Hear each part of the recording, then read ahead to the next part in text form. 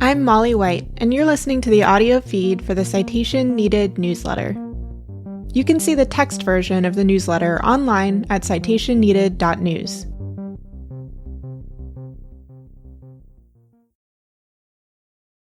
Wind the clock. A message to those asking, what do I do now? This issue was originally published on November 8, 2024. I had allowed myself to hope that American voters would choose the better of the presidential options available to us, and I was wrong. I am disappointed. I am sad. I am afraid. But, you see, I was disappointed, sad, and afraid before the election, too. In and outside of the United States, across the political spectrum, governments are and have been failing their people. And it is the people who have been fighting not just to protect themselves, their communities, and the things they love, but also fighting for people they've never met, in places they've never been, living lives they've never lived, facing horrors they've never faced. No matter how the United States election went, the fights were going to continue. A Harris victory would not solve our problems, domestically or worldwide. Nor would it change the fact that a sizable portion of people in this country are buying what Trump and his allies are selling. The only open questions were who the specific adversaries in the White House would be, who among the fighters would keep fighting, and who would join the fight. The first question has been answered. Now the questions are, if you have been fighting already, are you going to continue to fight? If you haven't been, are you going to begin? Maybe you're sick of people telling you to fight. After all of that organizing, marching, and get out the voting, Trump won the election anyway, so what's even the point? A lot of people feel like they've just finished running a marathon, only to cross what they thought was the finish line and discover a whole other marathon stretched out in front of them. Oh, and guess what? This one's all uphill. How do you even summon the energy to start running in that scenario? Maybe you don't. If you're able, maybe you sit on the sidelines for a while and rest, grieve, be angry, restore some energy for what lies ahead. Take some time to shore up your defenses, figure out a plan, and keep going. Be grateful it is an option to you, because not everyone has the luxury. Or maybe instead of running, you just trudge along for a bit, slowly placing one foot in front of the other. Take just the little steps necessary to keep moving forward. Maybe you change how you fight. A lot of people right now are reckoning with failures of their political party or of the whole political apparatus. But electoral politics, especially only at the national level, are far from the only battleground. The fights we are fighting do not neatly begin and end with election cycles. Donating to your preferred presidential candidate and knocking on doors are all well and good, but maybe it's time to try something new. Even the smallest acts can be a part of your fight. Standing up for your values when faced with something that goes against them. Offering a couch to your kid's trans friend who's struggling at home. Offering a meal to the unhoused person you see outside your building every day. Stepping in with mutual aid to help the people who have been fighting like hell and can't otherwise afford to take those breaks we all need to rest and recharge. What you don't do is give up. The outcome of this election has exposed to many the realities we didn't want to see, of just how many people around us openly embrace hatred and bigotry and authoritarianism. Standing up to that can be scary and even dangerous, but it's also right. Beliefs are the things you stand for, even when it's scary, even when it's hard, even when there might be consequences. And the less danger you personally face for standing up for what you believe, the more obligated you are to do it. To my fellow cisgender white women, this means you. To the cis white men, doubly so. Many in this country have been hard at work trying to shift the Overton window, to normalize the unthinkable, and to make the sensible seem extreme. You do not have to shift with it. You do not have to accept arguments to moderation when the so-called moderate stance is unreasonable. You do not have to sit down and shut up as things around us get more and more extreme, as threats to people's rights and lives get even more dire, even as others around you insist everything's fine and you're just being dramatic. People will tell me to stop getting political in this newsletter, to get back to writing about cryptocurrency and technology like they signed up for, to stop catastrophizing, to let it go and accept the will of the people. I will not. You needn't either. Many of us have looked back on historic events where people have bravely stood up against powerful adversaries and wondered, what would I have done? Now is your chance to find out. It did not just start with this election. It has been that time for a long time. If you're just realizing it now, get your ass in gear. Make yourself proud. Now what? First things first, protect yourself. Even if you think the threat of authoritarianism is overblown, take steps to defend against it.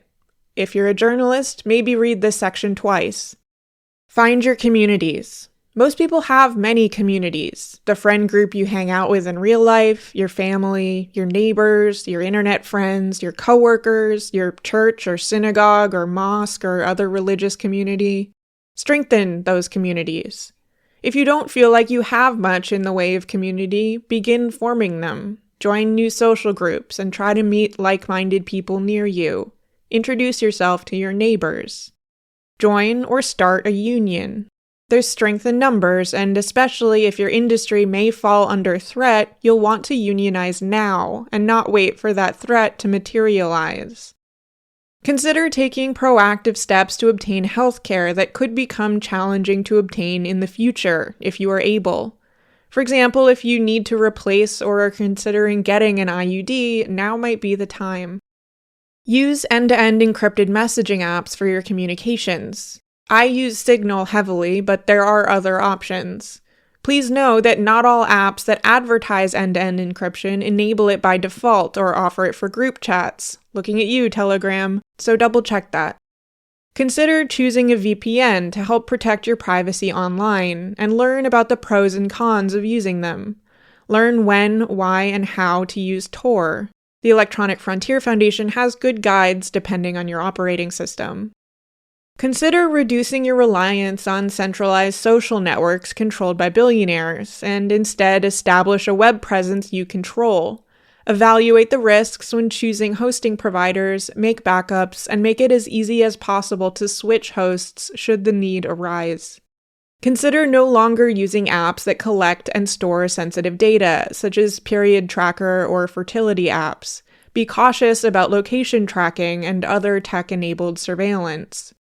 And find and support trusted sources of news and information. If you rely heavily on mainstream news outlets owned by billionaires who were first in line to congratulate Trump on his victory, consider diversifying your media diet. ProPublica, 404 Media, and Flaming Hydra are a couple of great publications, or the Institute for Nonprofit News has a great directory of many more. Subscribe to and/or financially support independent solo writers like Parker Malloy, who writes The Present Age, Aaron Reed, Marissa Kabas, who writes The Handbasket, and Seamus Hughes, who writes Court Watch. Pay for a subscription to your local newspaper. Maybe also subscribe to a non-US paper while you're at it. Consider supplementing your social feeds with an RSS-powered blog roll. How do I fight? For anyone feeling like you don't know what to do, I urge you to think hard about what matters most to you, and look for ways to fight for those things, particularly if you have specific skills that you can put to use. Are you a good writer? Tech-savvy? A compelling leader? Good at coming up with new ideas? Find things that play to your strengths.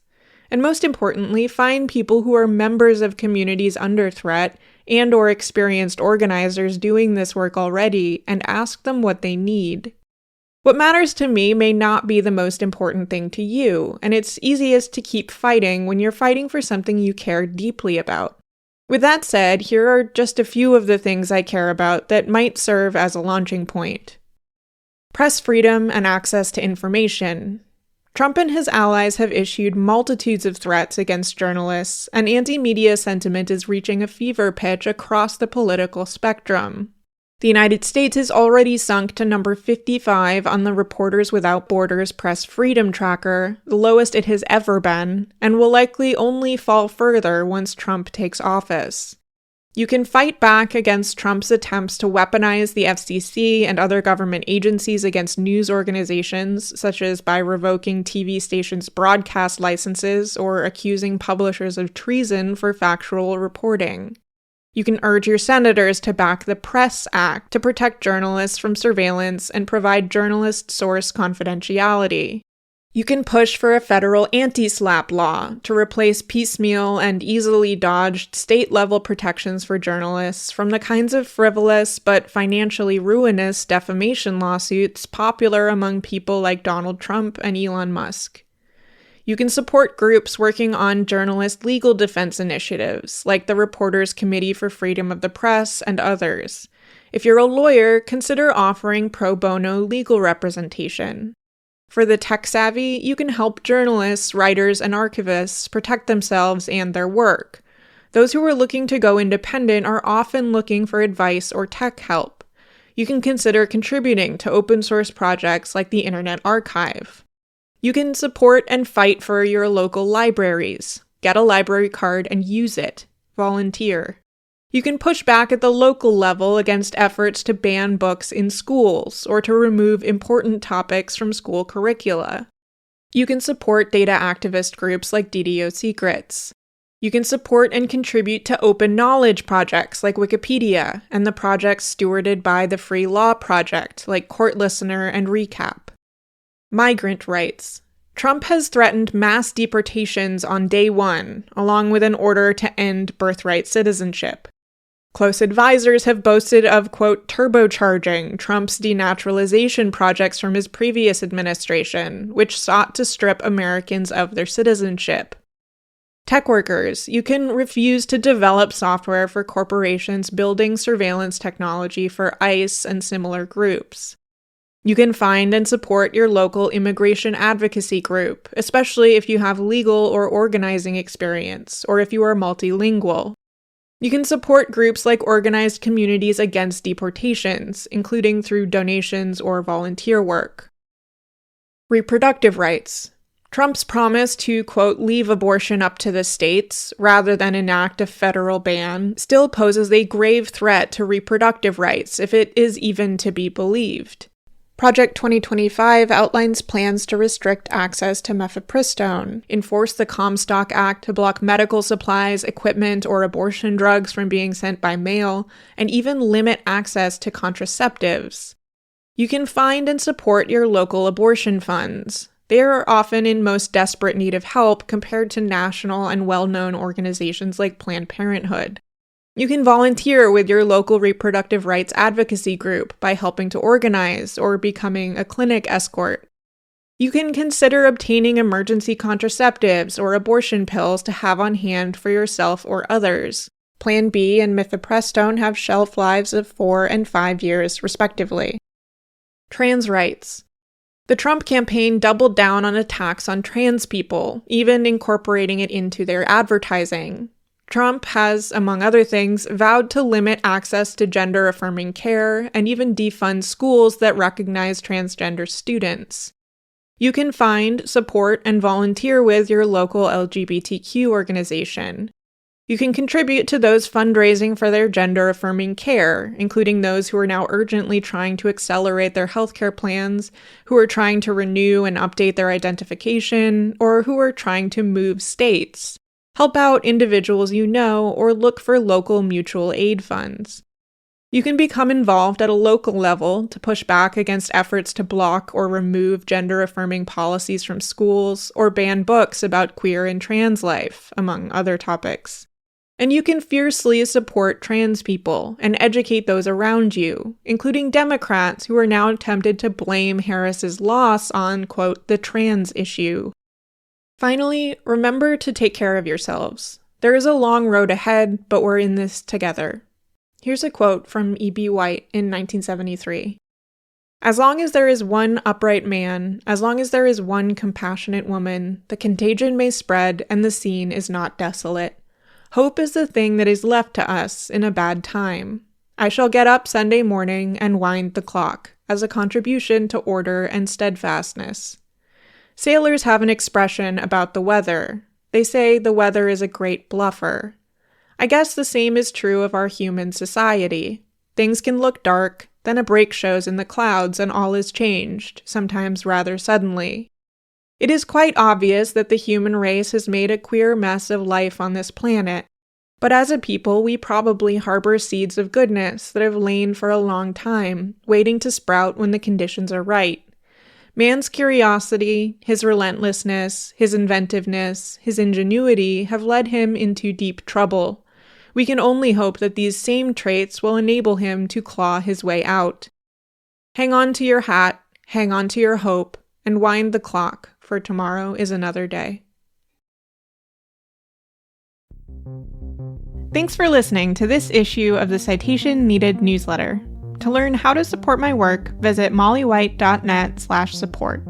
If you'd like to read the text versions of these episodes, sign up to receive the newsletter in your email, or support my work on a recurring basis, go to citationneeded.news.